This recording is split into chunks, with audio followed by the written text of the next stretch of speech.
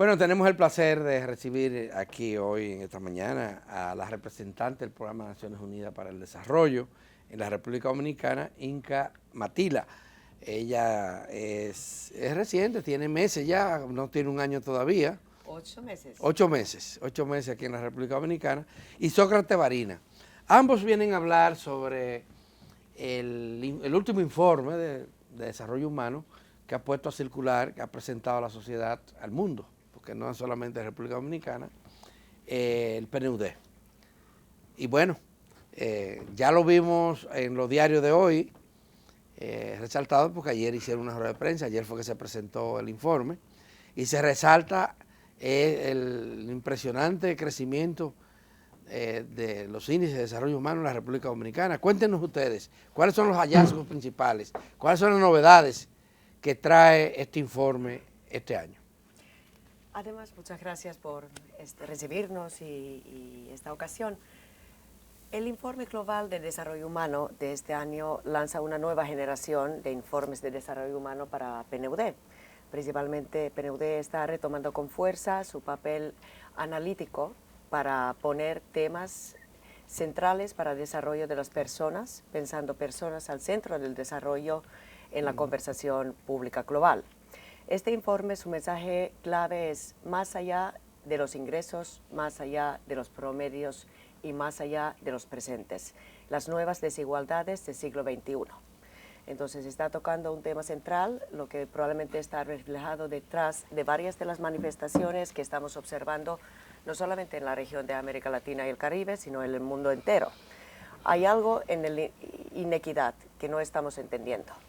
Y en cuanto al informe de desarrollo humano y su índice, que lanzamos este PNUD desde el año 90, principalmente hace la novedad y sigue teniendo este poder de medir el bienestar más allá del ingreso, incluyendo dimensiones como educación, salud, y entender cómo se está avanzando en las carencias básicas de las personas en diferentes países. Y a República Dominicana sí está yendo bien.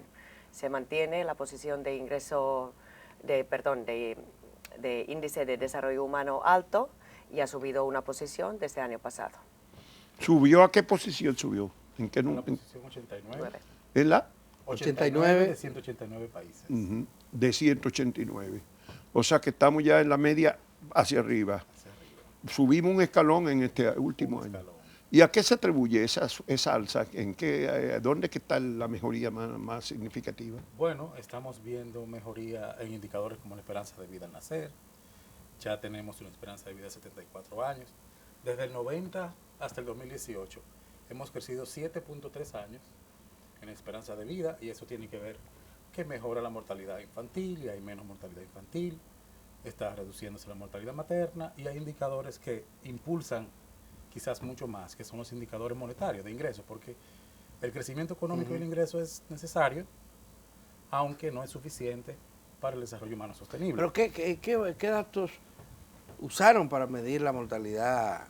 Bueno, la mortalidad infantil en sentido general sí ha mejorado, pero tenemos la mortalidad neonatal, Exactamente. que Entonces, sigue siendo una de las más altas de la ese es un región, desafío, igual la mortalidad materna. es un desafío que está enfocándose especialmente en estos reportes, porque hablamos de mortalidad general, mortalidad infantil hasta los 5 Las años. cifras muy generales que siempre... Sin embargo, muchos países de Latinoamérica lo que están viendo es que cuando llegan a ser de desarrollo humano alto, todavía estamos dejando atrás personas, oportunidades, y justamente nuestro punto rojo, si se quiere, en términos de indicadores, es la mortalidad neonatal antes de los primeros 28 años de vida. Eso tiene que ver con la calidad de salud. Nosotros también estamos apropiando, si se quiere, una transformación de nuestro diálogo y narrativa hacia volcarnos a evaluar la calidad de los servicios. Entonces ahí tenemos que reflexionar, porque estos indicadores del IDH, como usted sabe, son más de cobertura, que es lo primero que tenemos que lograr, porque acuérdense que nuestra agenda de desarrollo sostenible nos encomienda lograr la universalidad en el acceso a derechos para la libertad y el desarrollo humano. Entonces, primero tenemos que lograr el acceso. Ahora, este informe introduce como un eje nuevo empezar a pensar en capacidades construidas después que logramos esas capacidades básicas, igualarlas. Ahora, Hay puntos rojos como la mortalidad neonatal, que hasta que no se transforme la calidad del servicio de salud, un parto seguro y un cuidado en el puerperio, no vamos a lograr esas capacidades construidas de alto nivel que todos Bueno, queremos. hace ya como 15 años, uno de las investigaciones del PNUD, uno de los informes, estableció que la República Dominicana era el país de la región que más desaprovechaba las oportunidades de desarrollo, pues sí tenía ingresos, pero no la traducía en desarrollo. ¿Cómo ha cambiado esa situación? ¿En qué medida ha cambiado eso? Eso fue el informe, creo que del 2005. 2005. Sí. Claramente lo que podemos observar es el crecimiento económico en caso de República Dominicana ha sido ejemplar y ha sido en la puntería de América Latina y el Caribe. Y en este sentido lo que estamos observando que los indicadores sociales, más allá del índice de desarrollo humano, no están moviendo al mismo ritmo de avance. Es interesante que este informe está poniendo en el centro del foco las desigualdades. Yo creo que esto es el punto lo que hay que reflexionar en todos los países, incluyendo República Dominicana. ¿Quiénes son las personas que están quedando atrás? Incluso en las carencias básicas, acceso a la educación, salud, tecnologías. Lo que es importante entender que en este momento estamos observando un incremento a nivel mundial, digamos, de los países de desarrollo humano bajo y los que tienen un desarrollo humano muy alto. Por ejemplo, el acceso de banda ancha está creciendo en los países de desarrollo humano muy alto 15 veces más rápidamente que en los países de desarrollo humano bajo. Y este tipo de tendencias son las nuevas amenazas del siglo XXI en términos de desigualdades. Prácticamente igual, el informe llama atención a varias cosas. Llama la atención, por ejemplo, a esta situación que hay que acelerar la situación de garantizar, digamos, carencias y derechos básicos a todos. Claro. Pero hay que poner foco también a estos nuevos elementos del siglo XXI, donde tenemos que incluir también elementos como cambio climático, que está pegando más duro a las poblaciones más pobres. Y pero el desarrollo de índice, tecnología. los indicadores monetarios no son los principales, pero son importantes. Por supuesto. Y en un país como el nuestro, hablar de desarrollo alto, cuando el 79%, de acuerdo al Estado, y ayer mismo revisabas esos datos, el 79% de la gente que trabaja, que recibe un ingreso por un salario, gana menos de 20,000 pesos mensuales. Y el 50% gana menos de 10,000 pesos mensuales. Estoy hablando de lo que cotizan en el sistema de seguridad social. Así es. Que son los trabajadores formales. Que son los trabajadores y dicen que los informales, ganan menos. como en su totalidad, ganan un 15-20% menos. ¿Cómo, Varina, se mide, se puede explicar esa situación? Lo primero es que es una metodología de comparación relativa. Nosotros nos estamos comparando con otros países de Latinoamérica y de los países de desarrollo humano alto como nosotros. Digamos que América Latina es una región variopinta, con muchas dificultades todavía, es la región más desigual del mundo. Entonces, no se crean que la base de comparación es un tamizaje del que lo hace mejor. Yo no me estoy comparando con Finlandia, yo no me estoy comparando con Noruega. Estamos comparándonos con el promedio de América Latina, es el enfoque, ¿verdad? Y con los países de nuestra clasificación. Ahora, fíjate cómo, cuando la representante hace la comparación, la distancia que hay entre un país de desarrollo humano bajo o el mismo país, República Dominicana, que somos de desarrollo humano alto, con relación a los desarrollos humanos muy altos, hay un ensanchamiento de la brecha muy fuerte, incluso en tecnología, cuando todos sabemos que ya estamos en un nuevo siglo, en una nueva era tecnológica y que va a lesionar y pegar el mundo del trabajo. Entonces, este informe va más allá de la mera definición de ingresos, pero también está introduciendo un eje nuevo en la analítica, y es la tecnología. ¿Cómo nos va a pegar, cómo nos va a afectar? Y en qué medida nosotros estamos pensando que las políticas públicas deben responder a una nueva era de desafíos. Sócrates, lo que uno no entiende es que dicen los informes, incluso el Banco Central, que el poder adquisitivo, el salario dominicano, tiene un valor de los años 90 todavía. Y si es así, ¿dónde que radica la mejoría del ingreso? ¿En dónde Yo te voy a explicar, Juan Bolívar. Primero, tenemos que apropiar un enfoque de que ese análisis de salarios lo hacemos para una persona que trabaja, pero que trabaja formalmente o informalmente, digamos que en promedio son 15,000 pesos. esa comparación tenemos que hacerla para el número de ocupados promedios por hogar. Nosotros hacemos microsimulación con la base de datos y ponemos a jugar, a hablar esa base de datos, ¿verdad? Y lo que evaluamos es que en general en promedio en el país hay 2.3 ocupados por hogar.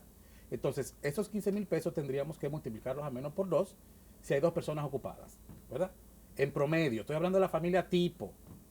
Ahora, ¿quién se queda atrás? Una madre soltera, en donde es la única proveedora de ingresos, solamente va a generar un salario que no le permite cumplir con la canasta básica. Pero además, el otro tema que tiene que pensar es, ¿qué pasa con un hogar donde de 3 hay 2 que están trabajando y generalmente con un segundo empleo? El pluriempleo, claro. O sea, la calidad de vida, el deterioro de la vida de la gente. Puede ser que sea que los informales realmente Y estén hay- subestimados en sí, sus entonces, ¿qué sucede? ingresos. Otro Puede factor ser. es el sector informal. Hay 2 sectores informal, Juan Bolívar, porque hay un sector informal que de alguna manera está insertado en actividades de baja productividad, pero hay un sector informal técnico profesional que ya tiene una oficina de economía, que tiene una oficina de abogacía y que todavía son Pero los eso es la minoría. informales profesionales, Sí, sí. tienen ingresos por encima del promedio, a veces el doble del promedio. Pero los informales profesionales, eso es una No, minoría, los Varina. profesionales, Claro que es una minoría de los informales. De los Pues, informales, vale la- porque la mayoría lo que son, ¿qué es lo que son? Vendedores ambulantes, Así es. Ahora, artesanos. ¿qué ingrediente Motoconchi- marca la motoconchistas. diferencia para nosotros mantener un nivel agregado de ingresos adecuado que crece? Las remesas son un factor importante. pero claro, Bueno, sí. eso yo Un factor de siempre me contención. quejo que de los economistas como los políticos no quieren anotar las remesas. Y yo digo, este Sí, año es van a pasar parte. de 7,000 millones de dólares. Es parte, Eso claro. son 360,000 millones de pesos. Y el Estado en su totalidad estaba pagando este año creo que 250,000 millones de pesos en salarios, pensiones y qué otro, y programas, no, y con programas sociales llegaba a 270,000 para este año. Entonces las remesas son 360,000 millones, mucho más que todos los salarios del Estado, Así es. pero la gente no menciona las remesas. Entonces, esto es cuando hablamos Ustedes lo de tomaron de en cuenta ingresos, eso. Toma en cuenta las remesas y toma en cuenta las pensiones.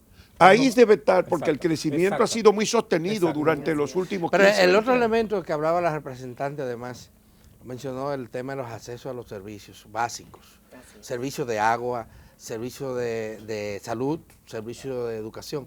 Ese es otro tema terrible, porque ahora mismo, también este año, la Oficina Nacional de Estadísticas publicó un informe donde se refiere al tema del agua, por ejemplo, el acceso al agua. Y es terrible. La mitad de la población no tiene acceso ni siquiera a agua por tuberías en sus respectivas casas. Tiene que buscarla o en el patio, o en el barrio, o en el campo, al río, Es un en derecho pleno siglo pendiente. XXI. Claro, justamente este informe está diciendo, se están reduciendo las desigualdades, no es que se resuelva el problema, es que hay una... Las desigualdades se brecha están de desigualdad reduciendo. que se reduce en términos de las capacidades básicas, de acceso a servicios básicos.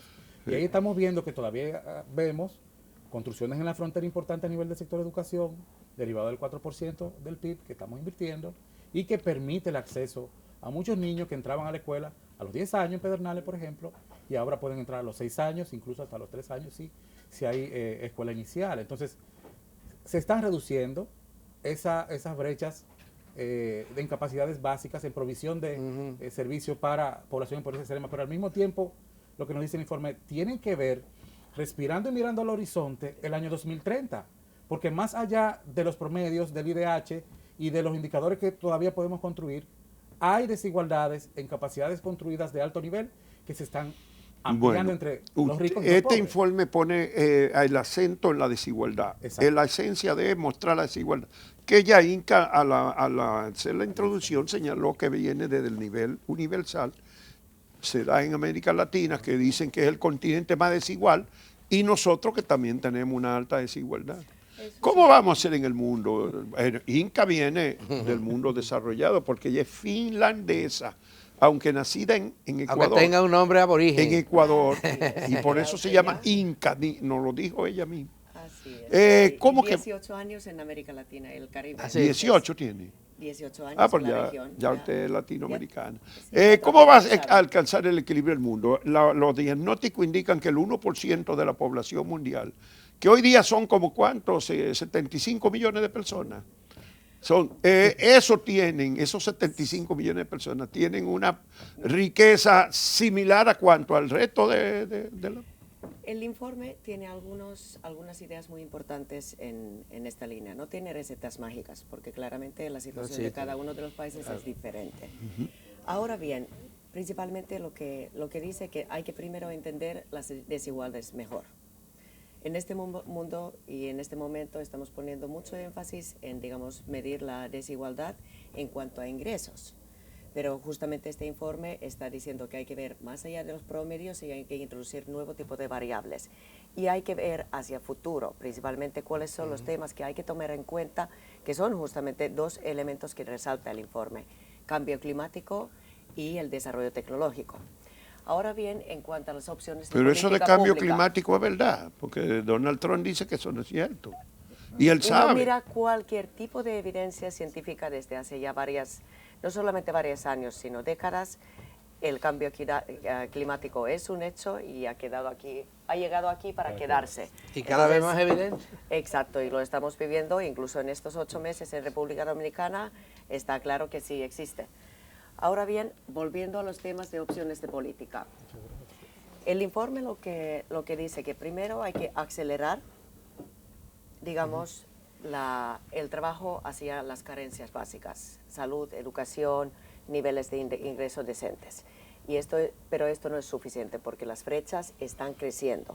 Justamente en términos de empoderamiento de la ciudadanía, en varios de los países de ingreso muy alto y su acceso, digamos, a educación superior, tecnologías, están aumentando esta brecha. Entonces, esto nos pone a repensar el tipo de políticas. Por ejemplo, cuando hemos hablado de desigualdad, muchas veces se concentra de conversación sobre políticas fiscales o políticas redistributivas.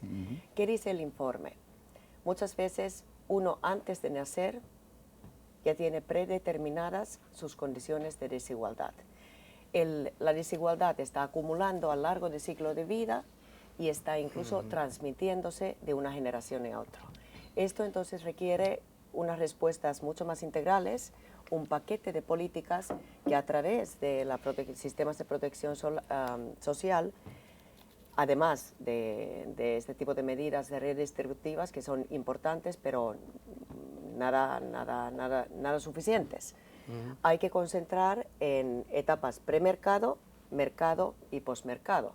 Muchas veces, por ejemplo, estamos olvidando por completo los adultos de mayor edad, y su situación en varios países es bastante complicada. Entonces, hay que ir a los focos de exclusiones duras. Y hay un elemento que probablemente va a ser determinante para superar las desigualdades e incluso conseguir los objetivos de desarrollo sostenible de Agenda 2030, que son las desigualdades en términos de género. El informe lanzó una encuesta muy interesante que, de cierta manera, a mí me puso los pelos a la punta. Publicó resultados de una encuesta global sobre sesgos que tienen las personas, tanto hombres y mujeres, contra equidad de género.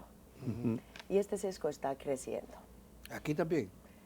En los países que estaban incluidos en esta encuesta. Pero esto significa mucho, porque aquí estamos tratando más de la mitad de las personas y de la ciudadanía en el mundo.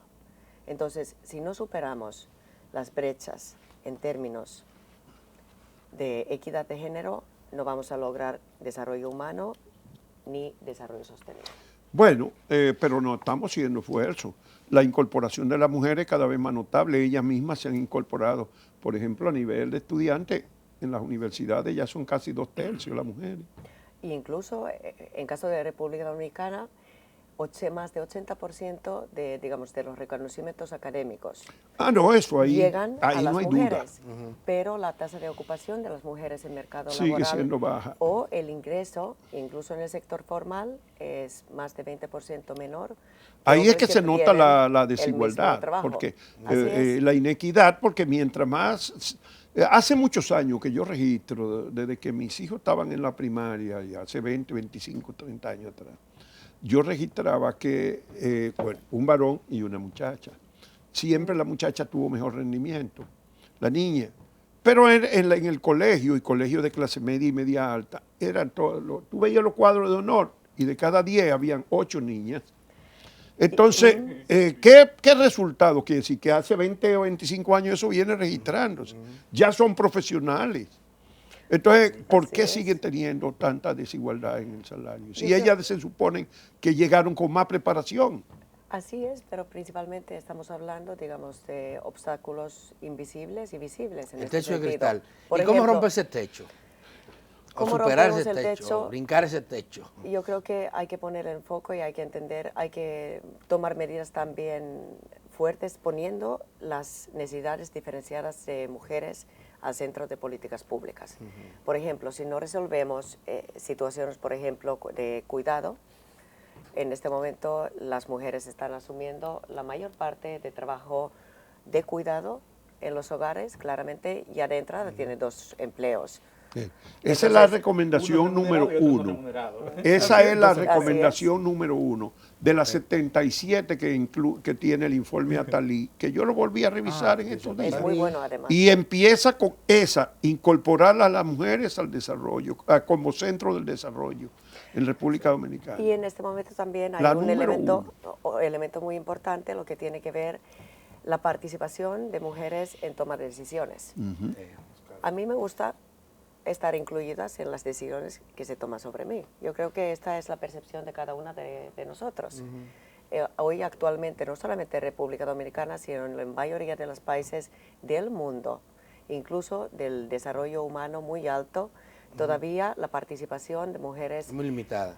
en política Pero es ustedes limitada. no Y tendrán ahora, ese en este problema. momento, República En Dominicana Finlandia no hay está ese problema, que tiene el más alto nivel de desarrollo humano y de educación del en mundo. este momento, además, teniendo una primera ministra de 34 años mujer, Bueno, Sí. por fin se logró. Entonces yo creo que este tipo de situaciones de es- 34 años. así es, pero que estos son los ejemplos que tenemos que también visibilizar. Claro. Sí es posible. El informe pone un dato interesante, que solamente en el ámbito económico, usted mencionó los avances, pero los avances hay que acelerar. Solamente en el ámbito económico, si seguimos con el ritmo actual, para cerrar la brecha en el ámbito económico entre hombres y mujeres, ¿saben cuántos años nos va a tomar? ¿Cuánto?